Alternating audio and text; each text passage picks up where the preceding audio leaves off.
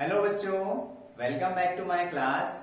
आज English speaking course का second day. ठीक है, आज से हम टेंसेस पढ़ना शुरू करेंगे। टेंस का हिंदी में मतलब होता है काल।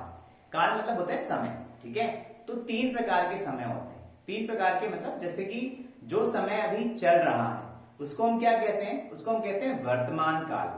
ठीक है, इंग्लिश में उसको बोलते हैं प्रेजेंट टेंस। जो समय चल रहा है उसको इंग्लिश में बोलते हैं प्रेजेंट टेंस और हिंदी में कहते हैं वर्तमान काल। जो समय बीत चुका है, ठीक है, जो समय बीत गया है उसको इंग्लिश में बोलते हैं पास्ट टेंस और हिंदी में बोलते हैं भूतकाल। वैसे ही जो समय आने वाला है, ठीक है, जो आने वाला कल है, जो आने वाला समय है, उसको हिंदी में बोलते हैं भविष्य काल और इंग्लिश में बोलते हैं फ्यूचर टेंस। तो इंग्लिश में अगर आपको टेंसेस आते हैं तो आप 50 से 60% जो हिंदी के सेंटेंसेस होते हैं, वाक्य होते हैं, उनको इंग्लिश में आसानी से ट्रांसलेट कर सकते हैं। तो सबसे पहले देखिए, जो टेंस होते हैं प्रेजेंट टेंस, पास्ट टेंस और फ्यूचर टेंस, इसमें हर एक टेंस में चार प्रकार के टेंस होते हैं। मतलब प्रेजेंट के चार प्रकार के होंगे, वैसे ही पास्ट के चार प्रकार के होंगे और फ्यूचर के भी चार प्रकार के होंगे। उसमें जो सबसे पहला प्रकार होता है वो होता है प्रेजेंट इंडेफिनिट। ठीक है, मतलब इनडेफिनेट या सिंपल टेंस। पहला जो टेंस होता है वो इनडेफिनेट या सिंपल टेंस होता है। तो उसी प्रकार प्रेजेंट इंडेफिनेट होता है या उसको प्रेजेंट सिंपल भी कहते हैं। वैसे पास्ट का भी पास्ट इंडेफिनेट होता है, उसको पास्ट इंडेफिनेट होता है, उसको पास्ट सिंपल भी कहते हैं। ठीक है, वैसे ही फ्यूचर का फ्यूचर इंडेफिनेट होता है, उसको फ्यूचर सिंपल भी कहते हैं। वैसे ही सेकेंड जो होता है वो कंटिन्यूअस टेंस होता है, प्रेजेंट कंटिन्यूअस, पास्ट कंटिन्यूअस और फ्यूचर कंटिन्यूअस। फिर परफेक्ट टेंस होता है, प्रेजेंट परफेक्ट, पास्ट परफेक्ट और फ्यूचर परफेक्ट। फिर परफेक्ट कंटिन्यूअस होते हैं, तो present perfect continuous, past perfect continuous और फ्यूचर परफेक्ट कंटिन्यूअस। इसमें आपको डरने की बिल्कुल जरूरत नहीं है। जब हम ये क्लासेस फिनिश करेंगे तो आपको ये सारे के सारे जो टेंस है वो बहुत आसान लगेंगे और आपको सारे टेंसेस बनने लगेंगे। ठीक है, तो आज हम सबसे पहला टेंस पढ़ेंगे, वो है प्रेजेंट इंडेफिनेट या प्रेजेंट सिंपल टेंस। तो हम कैसे पहचानेंगे कि कोई जो हिंदी का वाक्य है वो प्रेजेंट सिंपल टेंस का है? तो अगर किसी भी हिंदी के वाक्य के आखिरी में, लास्ट में अगर ता है, ते है या ती है आता है, ठीक है, ता है, ते है या ती ही आता है, तो वो क्या होता है? वो प्रेजेंट सिंपल टेंस का या प्रेजेंट इंडेफिनिट टेंस का वाक्य होता है। ठीक है, उदाहरण के लिए राम स्कूल जाता है। ठीक है, तो लास्ट में क्या आया? ता है आया। या राम और श्याम स्कूल जाते हैं, तो लास्ट में क्या आया? ते है आया।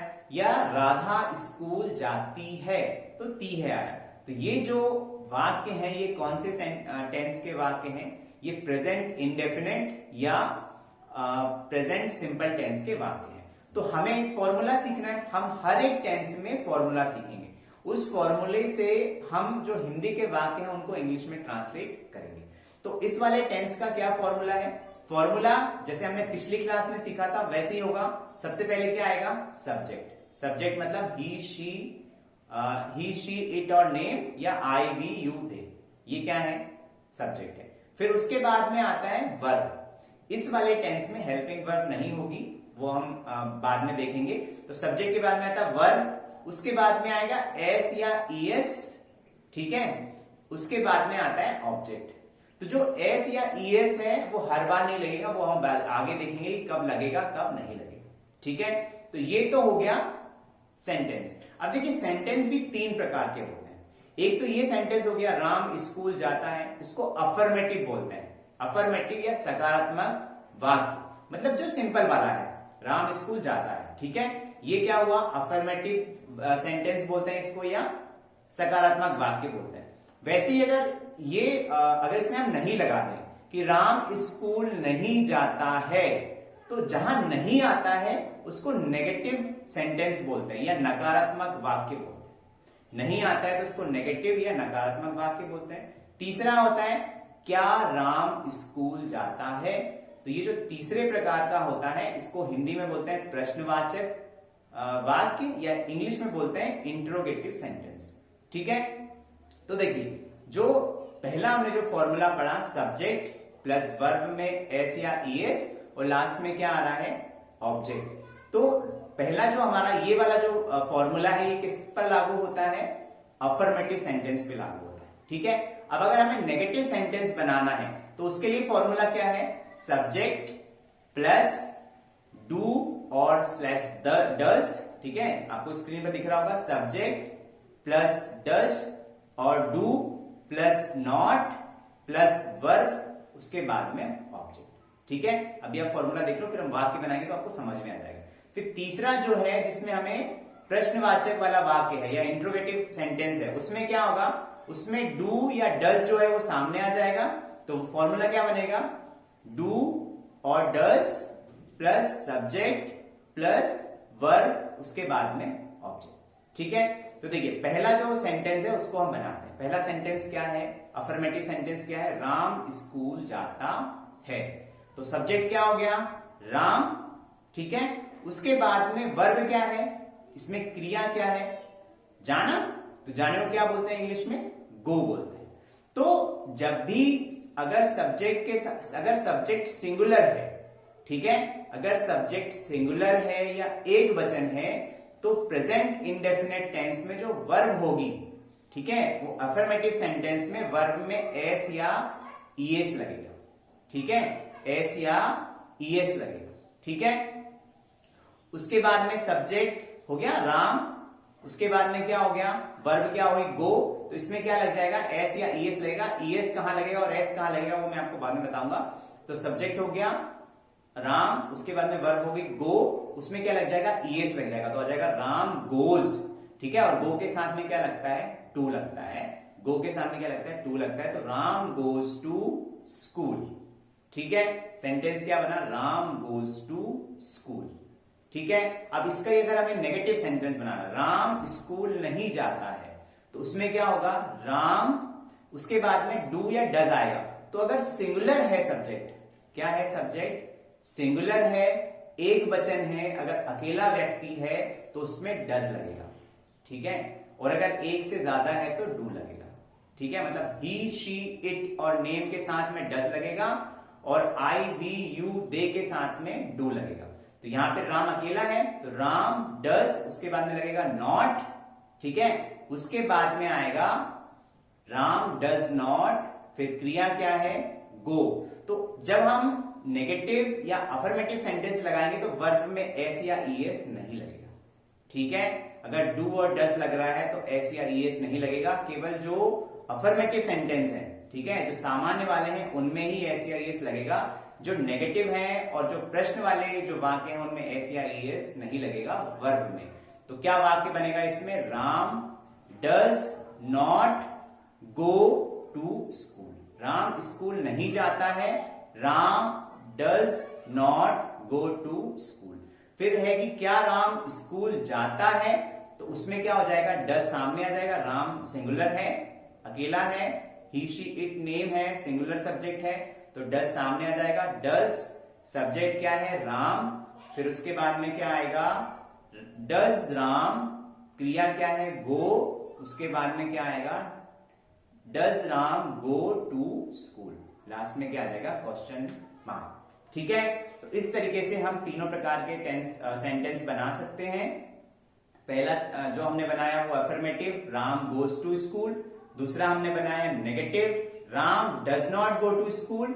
उसके बाद में तीसरा हमने बनाया does Ram go to school. ठीक है, राम स्कूल जाता है, राम स्कूल नहीं जाता है, क्या राम स्कूल जाता है। ठीक है, अब एक और हम सेंटेंस लेते हैं। जैसे हम दूसरा सेंटेंस लेते हैं कि वे क्रिकेट खेलते हैं। ठीक है, वे क्रिकेट खेलते हैं, तो ये सेंटेंस हो गया। या वे हॉकी खेलते हैं, ये सेंटेंस हो गया कि वे हॉकी खेलते हैं। तो वे मतलब दे, वे मतलब एक से ज्यादा है तो सब्जेक्ट क्या हुआ, प्लूरल हुआ। ठीक है, बहुवचन हुआ तो दे, सब्जेक्ट आ गया दे। इसमें क्रिया आएगी, सब्जेक्ट के बाद में फॉर्मूला क्या है, वर्ब, दे प्ले। ठीक है, इसमें एस या ईएस नहीं लगेगा क्योंकि ये सब्जेक्ट कैसा है, प्लूरल है। तो दे प्ले हॉकी। ठीक है, सब्जेक्ट वर्ब और ऑब्जेक्ट। अब अगर इसमें नेगेटिव बना जाए कि वे क्रिकेट नहीं खेलते हैं या वे हॉकी नहीं खेलते हैं, तो दे, इसके साथ में जब भी प्लूरल है तो क्या लगेगा, डू लगेगा। फॉर्मूला क्या है, सब्जेक्ट प्लस डू फिर not. They do not play hockey या क्रिकेट, ठीक है, they do not play hockey या क्रिकेट, वे क्रिकेट या हॉकी नहीं खेलते हैं। कोई भी हो सकता है, क्रिकेट लिखे हैं हॉकी लिखे हैं, तो जहां पे लास्ट है ऑब्जेक्ट क्या हो जाएगा, वो हो जाएगा। फिर अगर तीसरा वाक्य है क्या वे हॉकी खेलते हैं, तो इसमें सामने क्या आएगा, डू आएगा। प्लूरल है सब्जेक्ट तो क्या आएगा, डू आएगा, ठीक है। Do they play hockey, question mark, ठीक है। तो इस तरीके से हम प्रेजेंट जो सिंपल टेंस है उसमें वाक्य बना सकते हैं, ठीक है। अब आपको देखिए स्क्रीन पे 5 एग्जाम्पल्स नजर आ रहे होंगे, ठीक है। तो हम इनको ट्रांसलेट करना सीखेंगे। मैं आपको बताता हूं, 2-3 एग्जाम्पल और कराता हूं, ठीक है। जैसे पहला जो एग्जाम्पल है वो है कि मैं खाना खाता हूं, ठीक है। तो लास्ट में क्या आया, खाता हूं आया। मैं सब्जेक्ट क्या है, मैं है, मैं मतलब आई, खाना मतलब ईट। अब आई के साथ में एस या एस नहीं लगेगा क्योंकि हम पढ़ चुके हैं कि आई क्या है, प्लूरल है सब्जेक्ट, तो आई खाना मतलब ईट, आई ईट क्या खाता हूं मैं, खाना खाता हूं, तो आई ईट फूड, ठीक है।